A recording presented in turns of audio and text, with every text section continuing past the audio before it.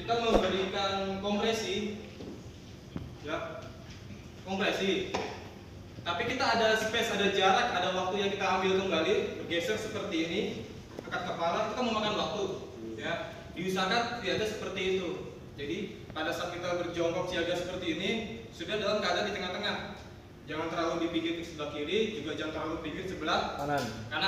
Tengah-tengah. Kenapa tengah-tengah? Pada saat kita kompresi, kita ingin memberikan napas bantuan, kita hanya bergeser anggota gerak badan atas saja. Tidak perlu menggeser bagian kaki, ekstremitas bawah, itu tidak perlu. Itu yang paling interupsi. Atau yang lainnya seperti ini. Dua penolong memberikan kompresi. Penolong yang kedua, dia belum standby, masih nungguin sampai 30 habis. Itu jangan. Ya. Dia mau 30 mau habis, kita sudah persiapan untuk memberikan backing di sini. Begitu. Begitu pula dengan penolong yang di sini, ya. Jangan melepaskan posisi tangan kita dari dada si korban. Kompresi ini. Bolehlah capek, pasti capek kompresi itu. Tapi juga nggak sewajarnya kita melepas seperti ini. Ini ada interupsi nih, ada jarak lagi, ada waktu lagi yang kita perlu tambah, ya. Cukup tangan di atas, dikendorkan saja, ya. Kompresi sudah cukup di sini saja nih, nggak perlu. Ya. Tuh, itu dinamakan interupsi, paham? Kecepatan 100 sampai 120. Oke, ya. Boleh nggak di tengah-tengah? Di antara ini nih, boleh nggak kira-kira? Boleh, ya. Yang penting dia di bawah 100 sampai 100, lebih dari 120. Oke, paham ya? Oke, yang berikutnya tadi sudah saya jelaskan, meminta AED. Oke, ini 3 titik poin yang perlu teman-teman garis bawahi, yang perlu teman-teman tekankan kembali di America Heart Association 2020. Oke, kita masuk saja ke materi. Oke, ini materinya. Kelihatan, Mas? Iya, kelihatan. Saya jongkok ya? Jongkok kan ya? Pertama, bantuan hidup dasar atau BHD. Usaha untuk mempertahankan kehidupan saat penderita mengalami keadaan yang mengancam nyawa. Ya, mengancam nyawa di sini banyak hal. Ya, bisa dari bawaan penyakit degeneratif, atau memang dia kena serangan jantung atau akut.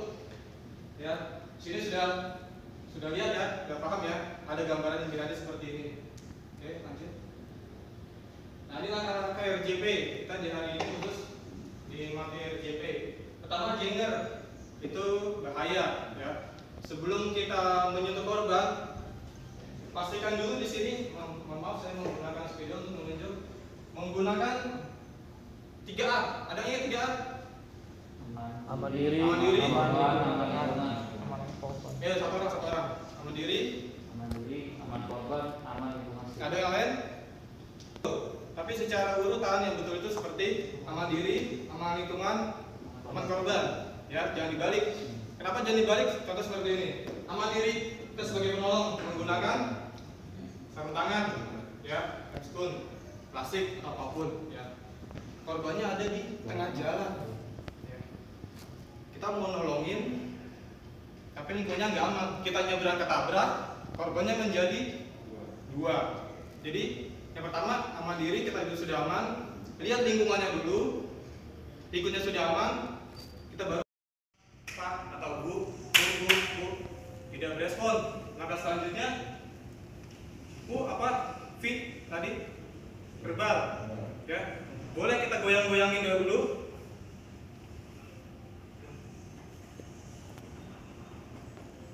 Goyang-goyang. Tidak berespon juga. Langkah selanjutnya, pain.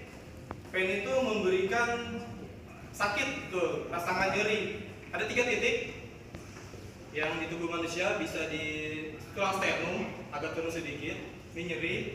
Kedua di pundak, di sini, pundak atau bahu. Ketiga di pelipis mata. Tapi untuk saat ini cukup di bagian dada saja, ya. Pelintir menggunakan bagian punggung jari. Seperti ini, pelintir saja. Ini sakit. Bisa teman-teman nanti praktekkan di rumah atau lagi jam peluang. Pelintir seperti ini, lihat respon atau tidak. Ya. Setelah tidak berespon, yang S apa? Short for head ID. panggil bantuan, habis direspon, goyang-goyangin, dirangsang nyeri, tidak berespon, lalu kita teriak minta tolong atau bantuan. Dulu di tahun 2010 ya Mas Edi ya, itu namanya SPGDT, Sistem Penanggulangan Gawat Darurat Terpadu. Intinya sama, memanggil bantuan dan mengajukan ID. Oke, sambil menunggu bantuan itu datang, oke, kita cek nadi apa di sini. Ada yang ingat? Apa? Langsung kompresi. Sorry. Ini perlu saya jelaskan juga. Di sini ada OCHA, aktivitas respon darurat. Kelihatan nggak tadi teman-teman? Ini yang bulat-bulat ini, rantai penyelamatan. Lemes nih. Kelihatan itu? Kalau nggak apa-apa maju, mendekat nggak apa-apa untuk lihat dulu. Ini ada aktivitas respon darurat. Tadi call for help, panggil bantuan secepat mungkin. CPR kualitas tinggi, nanti akan saya jelaskan seperti apa. Defibrilasinya, jantungnya berdetak atau tidak. Resusitasi lanjutan, yaitu misalkan korban sudah dibawa di ambulan dan di ambulan tetap dilakukan RJP. Jangan mentang-mentang udah dimasukin ke ambulan didemin, udah nyampe terus sudah nyampe. Jangan, tetap dilakukan resusitasi jantung paru. Dan jika memungkinkan, perawat yang ada di mobil tersebut boleh memberikan obat oral, tapi itu sudah ranahnya medis. Kita nggak perlu sampai seperti itu. Lalu perawatan pasca henti jantung sudah sampai di rumah sakit. Yang terakhir itu apa itu? Pemulihan, care. Ya, nanti ada masa pemulihan.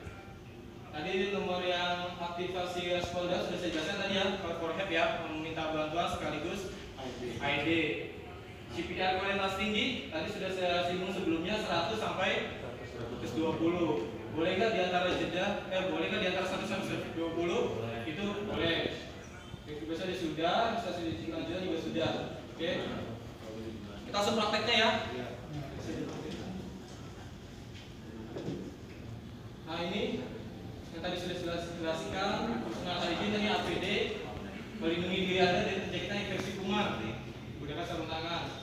Penjaganya menggunakan filter menolong, mencuci tangan sehabis menolong. Sekarang kita sudah digalakan ya sama pimpinan-pimpinan kita, sehabis kita penyemprotan, penanganan apapun, 65 apapun itu kita wajib melakukan disinfektan di kantor masing-masing setelah melaksanakan tugas. Ini 3A, dimulai dari helm, masker, sarung tangan, berpakaian PD lengkap, menggunakan sepatu. 3A, lanjut. Ini tadi responnya, periksa apakah korban bersuara atau tidak, panggil korban, tepuk bahunya, berikan rasakan nyeri. Tadi di sini. Oke, lanjut. Jika tidak ada korban, sudah minta tolong. Nah ini dia nih, SPGDT tahun 2010 kita mengadopsi sistem seperti ini, sistem penanggulangan darurat terpadu. Kalau oleh korban tidak sadar, panggil ambulan dan bawakan ID. Nah ini ID-nya sudah ada yang lihat ID kayak gimana bentuknya? Belum. Kita dulu ada waktu gedung masih yang lama, tapi waktu itu sudah merasa mau dikalibrasi sampai sekarang belum kembali.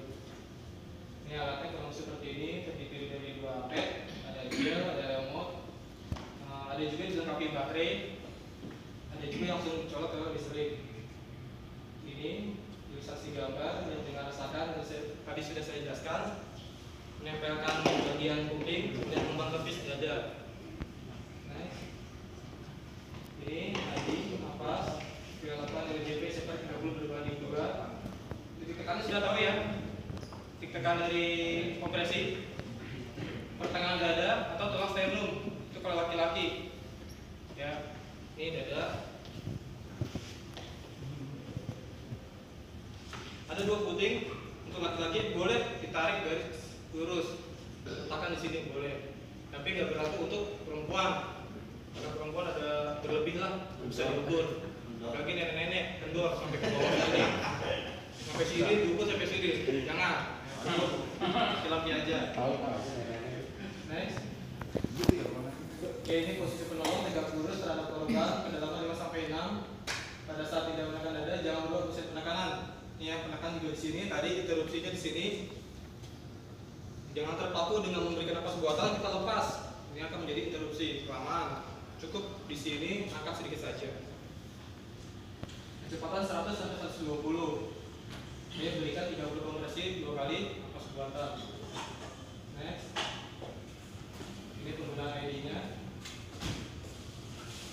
Berikan 2 kali napas buatan. Nanti teman-teman sini praktek ya. Satu boneka 2 orang, satu kompresi, satu napas buatan menggunakan alat BPM ini. Next. Ini alatnya BPM back 4 mas. Oke, selesai. Ada yang mau tanyakan? Kita praktek, saya praktekkan. 3, 4, 5, 6, 7, 8, 9, 20. 1, 2, 3, 4, 5, 6, 7, 8, 9, 30. Oke, kita sudah melakukan 5 kali kompresi 5 siklus atau dalam kurung 2 menit. Langkah selanjutnya cek lagi di bagian nadi. Nadi apa namanya? Cek lagi nih. Rasakan lagi kuping. Lihat dengan rasakan. Tidak ada, denyut nadinya tidak ada nih. Napas pun juga tidak ada. Pergerakan perut juga tidak ada. Langkah selanjutnya. Kompresi lagi. Kita ulangi siklus yang pertama tadi 2 menit. Tiba-tiba kita melakukan kompresi yang kedua, dia memberikan respon batuk atau apapun itu, teriak atau apapun itu, diterusin nggak? Enggak. Hentikan ya. Dia batuk nih, apa teriak atau merespon, stop, hentikan. Kita amati si korban, cek nadinya. Oh, nadi sudah ada. Kita memastikan ya. Oh, nadinya ada. Tetapi napasnya masih napasnya itu tidak adekuat, atau kalau orang bilang itu napasnya napas rentomis atau napasnya sudah terengah-engah, nggak bisa. Cukup melakukan napas buatannya saja. Ya, tanpa perlu melakukan kompresi. Ya, cukup di napas buatannya saja. Hitungannya ada.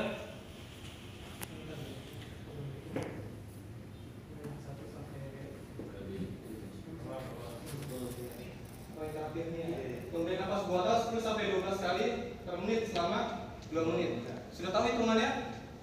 Caranya nih, tekan napas dulu yang dikasih. 1, 2, 3, 4, 5, 6-nya langsung tekan lagi. Kurang lebih dalam 1 menit itu 10 kali ini. Karena 1 menit kan 60 detik dibagi ininya, interupsinya. Maaf, saya terpaksa berbicara. Jumlahnya begini: 1, 2, 3, 4. Yang kelimanya itu 1, hitungannya 1. Terus kasih buatan napas set. Nah itu lagi 1, 2, 3, 4, 2. Berikan set. Nah, 1, 2, 3, 4, 3. Ke-6-nya itu langsung kasih napas. Jelas ya? Nah, seperti itu. Misalkan udah ketemu semuanya, udah beres, korban harus diperiksa, dimiringkan. Ini hitung-hitungannya nih. Biar teman-teman paham lagi cara pikirnya seperti ini.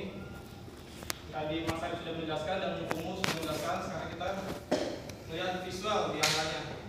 Caranya seperti apa? Ini hitungan normal ya. 1, 2, 3, 4, 5, 6. 1, 2, 3, 4, 1. Tiup. Tiup ini sudah posisi tangan kita, BG-nya sudah ada di atas mulut. Oke. Yang saya lingkarkan ini menentukan desimal jumlah. Tadi Mas Ari sudah menjelaskan 10 sampai 12 kali per menit. Berarti 1 sampai 10. 1, 2, 3, 4, 1, tiup. 1, 2, 3, 4, 2, tiup. 1, 2, 3, 4, 3, tiup. 1, 2, 3, 4, 4, tiup. 1, 2, 3, 4, 5, tiup, dan seterusnya. Sampai di sini desimal yang saya lingkarin ini berjumlah 10 atau 12. Di sini sama tiup, tiup. Sama. Oke. Ada yang ditanyakan dari hitungan ini? Gampang nggak? Gampang. Ayo, kalau gampang. Bener, ayo. Ayo lanjut nih. Kalau gampang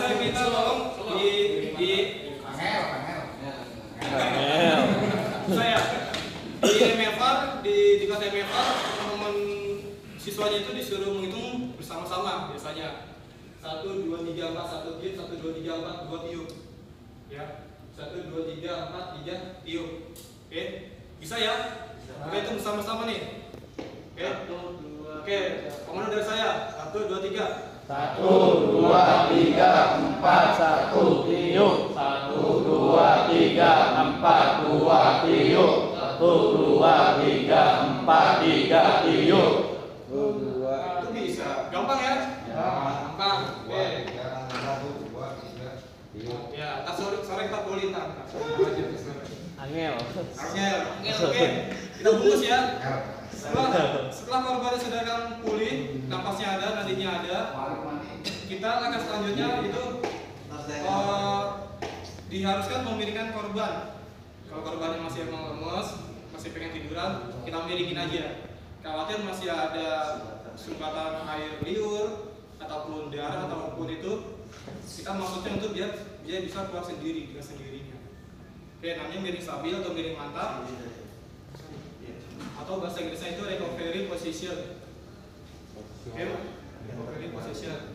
Mendekati korban, ini sudah sadar nih ya. Ini ada. Napas juga ada. Napasnya sudah ada. Tangan yang terdekat dengan kita, jauhkan. Tangan yang terjauh, diapain? Dekatkan. Oke, boleh nggak Pak? Begini atau begini? Mana yang enak? Bebas. Ya di MEVAR itu bebas.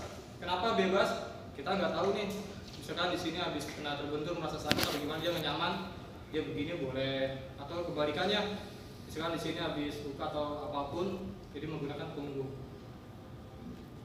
Oke, kaki yang mana nih kira-kira? Yang jauh. Kalau tangan kanan yang ditekuk, berarti kaki kanan yang ditekuk. Oke, jangan dibalik, kita bingung. Tangan kanan ditekuk, kaki kiri ditekuk. Nggak nemu begini. Mana Oke, tangan kanan ditekuk, Kaki kanan itu. kaki kanan ditekuk. Tuh, ambil jarak terjauh seperti ini.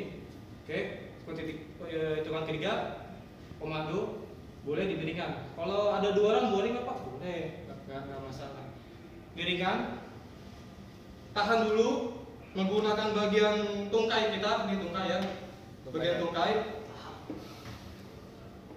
pelan-pelan rebahkan. Oke, sambil kita pantau perkembangan di bagian mulut. Kalau dia ada darah, keluarin. Kalau dia ada air liur atau bekas air minum, dia akan keluar dengan sendirinya karena hukum gravitasi bumi. Tuh, kalau punya alat pakai alat suction boleh, tapi biasanya di ranah medis perawat. Nanti dia pakai alat selang tuh, suction dimasukin ke dalam itu, nanti dia proses begini. Oke, ada mana? Itu namanya apa? Korban posisi apa itu? Ini namanya bahasa Inggrisnya recovery position, atau di bagian kalau di ambulan di Sunter ini namanya miring stabil. Kalau namanya di Yayasan Jantung Indonesia di Menteng itu namanya miring mantap. Namanya banyak tuh, miring mantap, miring stabil, recovery position. Ada posisi lain lagi nggak Pak? Saat ini seperti ini. Waktu di bagian dulu beberapa orang Pak tuh ke teroris di daerah mana? Semarang ya? Yang Jisilek ya? Jisilek. Itu Jisilek kakinya dijatuhkan semua begini. Di Jisilek. Pelatihan teroris dulu di Semarang atau di Solo tuh kakinya dijatuhin seperti ini. Kalau kita kan masih tertahan nih. Kenapa tertahan? Ini menstabilkan nggak ke belakang, nggak ke depan. Ya. Tapi kalau di Jisilek yang maju seperti ini. Dimajuin, jatuh. Yang ketahan cuma di bagian ini. Paham ya? Oke. Tadi mau tanyakan? Nggak ada, kita praktek langsung ya.